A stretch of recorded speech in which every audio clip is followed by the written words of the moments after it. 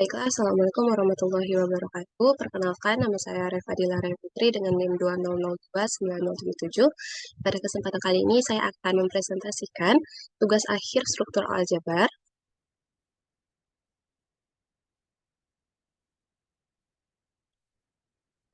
Pada presentasi kali ini, saya akan membahas mengenai daerah integral, field, ideal, dan ring quotient. Tugas ini dibuat untuk memenuhi tugas akhir struktur aljabar atau proyek struktur aljabar. Pertama, kita akan membahas mengenai daerah integral. Di daerah integral sendiri, kita akan membahas definisi daerah integral, teorema daerah integral, dan terakhir sifat-sifat daerah integral. Definisi satu daerah integral. Misalkan R suatu ring, maka jika ada B elemen R, B tidak sama dengan 0, sehingga AB sama dengan 0, maka disebut elemen pembagi 0 kiri.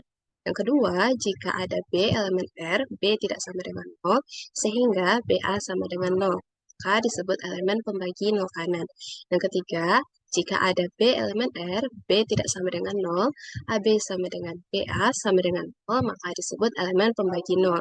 Dan yang keempat, A disebut bukan elemen pembagi 0 jika untuk setiap B elemen R, B tidak sama dengan 0, AB tidak sama dengan 0, atau identitas AB sama dengan 0, maka B sama dengan 0.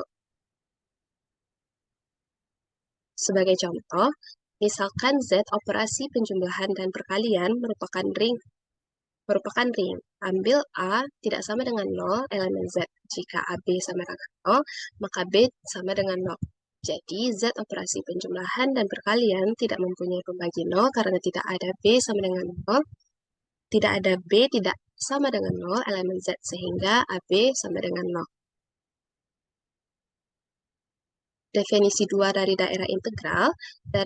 Daerah integral adalah suatu ring komutatif dengan elemen satuan yang tidak memiliki pembagi 0. Misalkan, D suatu ring, maka D adalah daerah integral apabila memiliki aksioma-aksioma berikut ini. Yang pertama, D merupakan ring komutatif. Yang kedua, D merupakan ring satuan, yaitu D memiliki elemen satuan. Dan yang ketiga, D tidak memuat elemen pembagi 0. Sebagai contoh, Z bersama-sama operasi penjumlahan dan perkalian adalah suatu ring komutatif. Z juga memiliki elemen satuan terhadap operasi perkalian, yaitu 1. Karena untuk setiap A elemen Z, A dikali 1 sama dengan A. Selanjutnya, Z tidak memiliki elemen pembagi 0. Untuk setiap A, B elemen Z, A dikali B, maka A sama dengan 0 atau B sama dengan 0. Sehingga Z operasi penjumlahan dan perkalian merupakan daerah integral.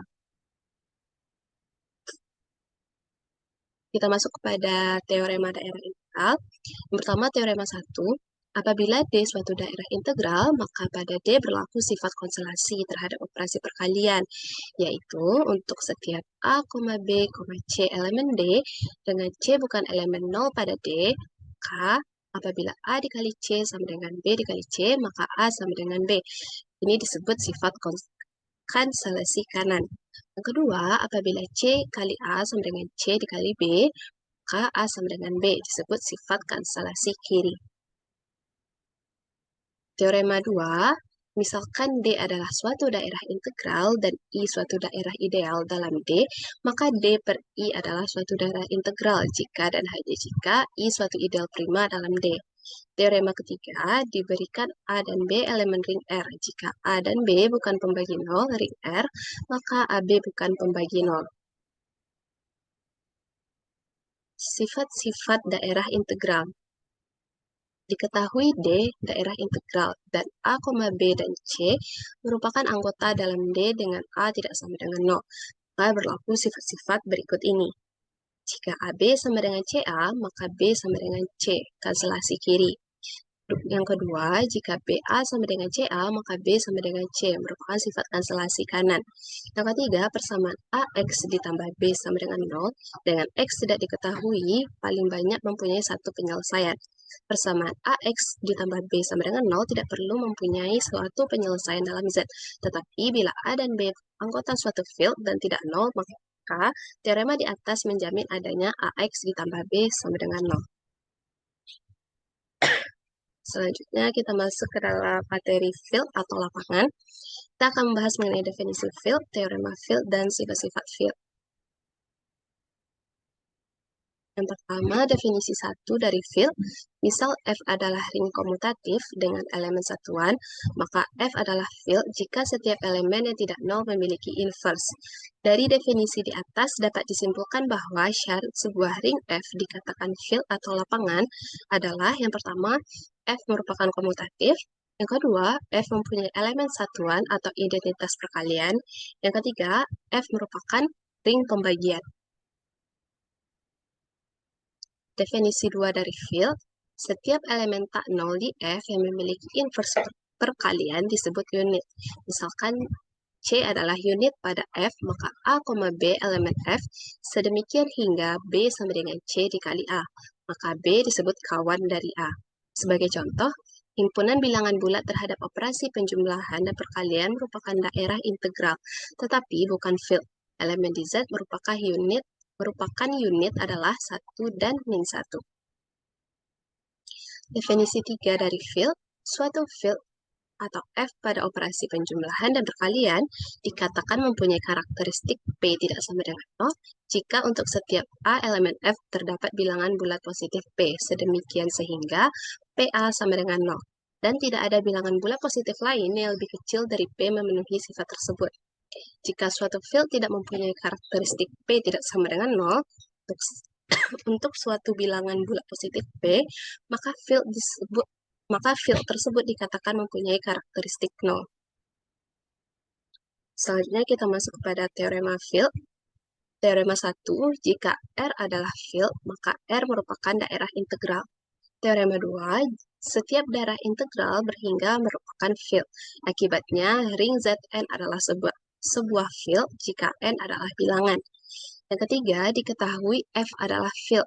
Persamaan AX ditambah B sama dengan 0. Memiliki tepat satu penyelesaian dalam F untuk setiap A, B elemen F dan A tidak sama dengan 0. Teorema Fermat, jika A elemen Z dan P adalah bilangan prima yang tidak membagi A, maka P membagi A dipangkatkan P dikurang 1 dikurang 1, sehingga A dipangkatkan P dikurang 1 kongruen dengan 1 modulo P. Untuk A tidak kongruen dengan 0 modulo P. Selanjutnya, sifat-sifat dari field. Pertama, R terhadap penjumlahan. Memiliki sifat yang pertama tertutup untuk setiap A, B elemen R, maka A ditambah B elemen R. Yang kedua, sifat asosiatif. Untuk setiap A, B, C elemen R, maka A ditambah B di dalam kurung ditambah C sama dengan A ditambah di dalam kurung B ditambah C.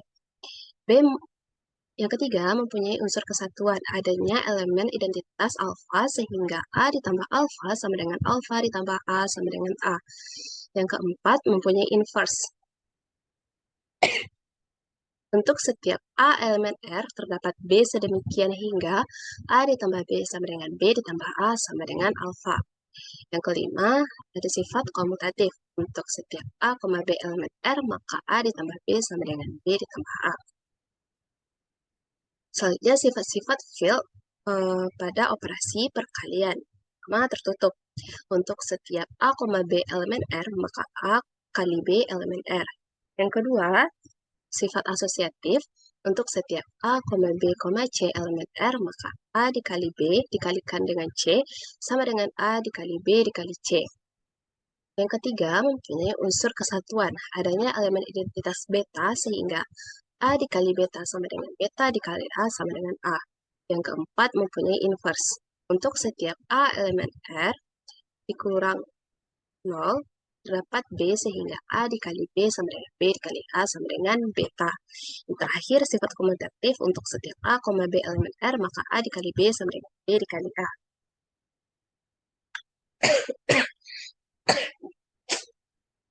Selanjutnya, sifat-sifat field distributif perkalian terhadap penjumlahan untuk setiap A, B, C elemen R jika memenuhi. Yang pertama, distributif kiri untuk setiap A, B, C elemen R memenuhi A dikali B ditambah C sama dengan A dikali B ditambah A dikali C. distributif kanan, untuk setiap A, B, C, elemen R memenuhi A ditambah B dikalikan dengan C, sama dengan A dikali C ditambah B dikali C. Maka R bersifat distributif perkalian terhadap penjumlahan. Selanjutnya materi mengenai ideal dan ring quotient. Kita akan membahas mengenai definisi ideal, sifat-sifat ideal, jenis-jenis ideal, definisi ring quotient, dan terakhir teorema ring quotient. Yang pertama, definisi dari ideal. Suatu subset dari J dari R adalah ideal pada R jika terpenuhi 0 elemen J. J tertutup di bawah pengurangan, yakni A dikurang B elemen J untuk sembarang A, B elemen J. Yang ketiga, J tertutup di bawah perkalian dengan elemen R, yaitu R dikali A sama dengan A dikali R elemen J. Untuk setiap A elemen J, R,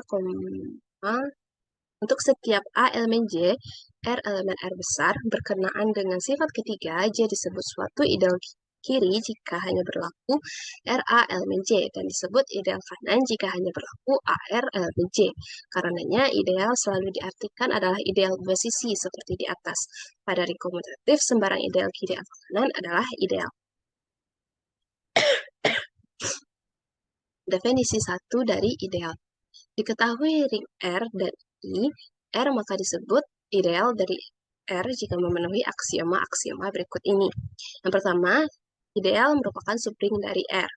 Untuk setiap X elemen I dan untuk setiap R elemen R besar, maka XR sama dengan elemen I dan RX sama dengan elemen I.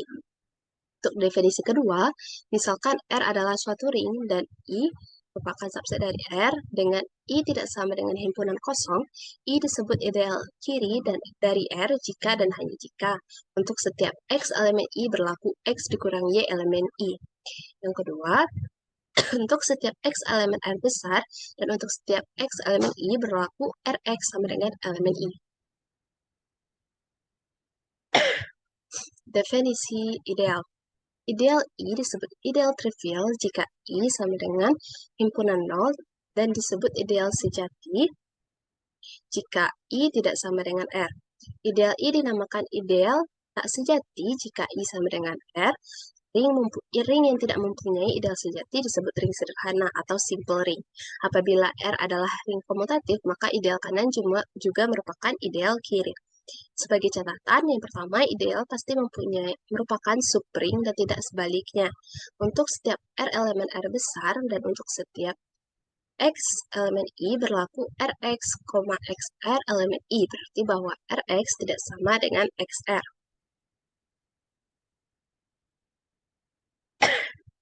Sebagai contoh, misalkan Z adalah ring dari integer, dan misalkan Jm berisi kelipatan dari M. Di sini M lebih dari 2. Ternyata Jm adalah suatu ideal pada Z. Jelas 0 elemen dari Jm. Pandang MA dan MB adalah elemen sembarang pada Jm. Maka MA dikurang MB sama dengan M dikali A dikurang B, juga termasuk dari Jm. Untuk sebarang R elemen Z, kita mempunyai R dikalikan dengan MA sama dengan MA dikalikan dengan R sama dengan M dikali AR sebagai elemen dari Jm. Karenanya Jm adalah ideal pada Z. Selanjutnya, sifat ideal. Yang pertama, panjang J dan K adalah ideal pada suatu ring R, maka J elemen K adalah suatu ideal pada R. Yang kedua, misalkan J adalah suatu ideal pada suatu ring R dengan suatu elemen identitas, maka jika satu elemen J, maka untuk sebarang R elemen R besar, kita mempunyai,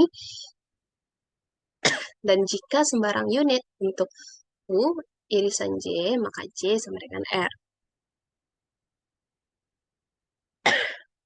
Selanjutnya, jenis-jenis ideal. Selanjutnya kita masuk ke dalam jenis-jenis ideal. Ada 4 jenis ideal. Yang pertama, ideal utama. Definisinya sendiri yaitu misalkan R ring komutatif dan A elemen E. Ideal I sama dengan RA membagi R elemen R besar. Dibangun oleh A dan disamakan dengan A. Yang kedua, ada daerah ideal utama dengan definisi suatu daerah integral R dinamakan daerah ideal utama apabila setiap ideal di R merupakan ideal utama.